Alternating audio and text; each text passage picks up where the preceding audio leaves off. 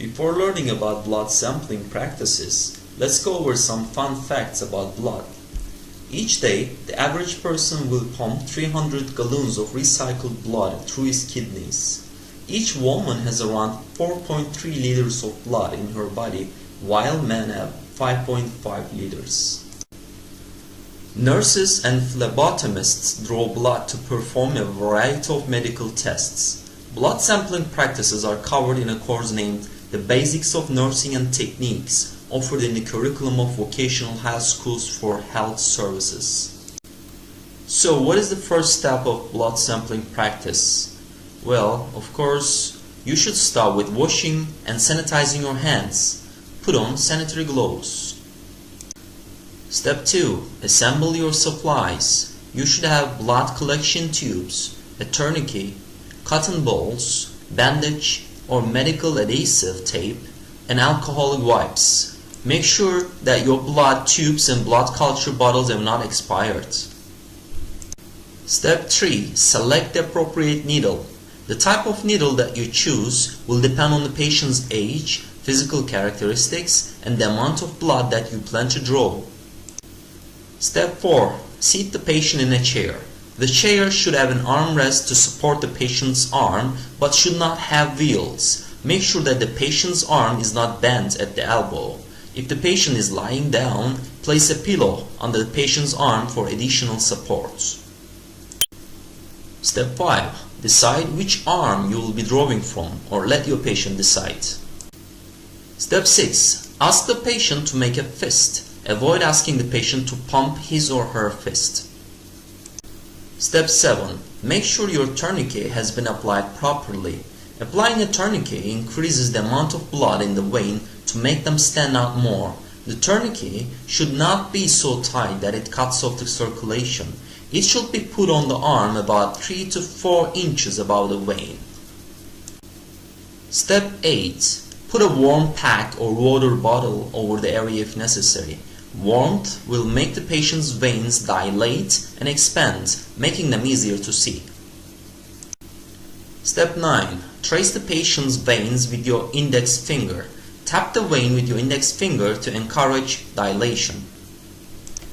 Step 10. Locate the vein.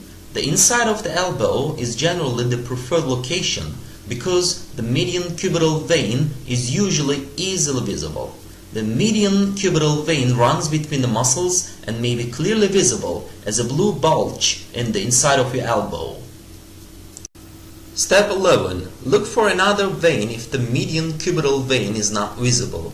If no veins can be accessed, find the metacarpal veins on the back of the hands. They are usually very visible and can be palpated.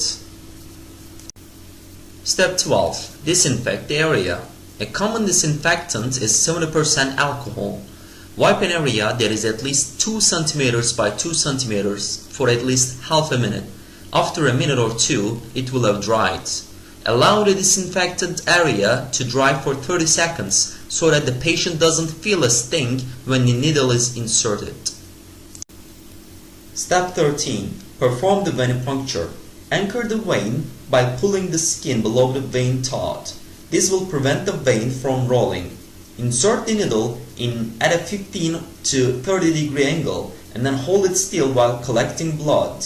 Fill the collection tube with blood following the order of draw as specified by your laboratory.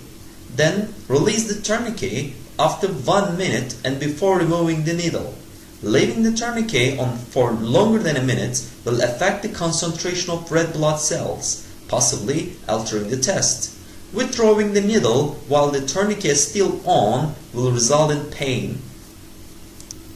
Step 14. Do not draw blood from areas that are near an infection, have scarring, have a heel burn, are bruised, are on an arm where the patient has a cannula, fistula, or vascular graft. Drawing blood from areas where your veins divide or join together increases the risk of bleeding under the skin. Step 15. Apply pressure to the puncture area for 5 minutes after the needle is out to stop the bleeding. Step 16. Dispose of the needle in a hard-sided biohazard container.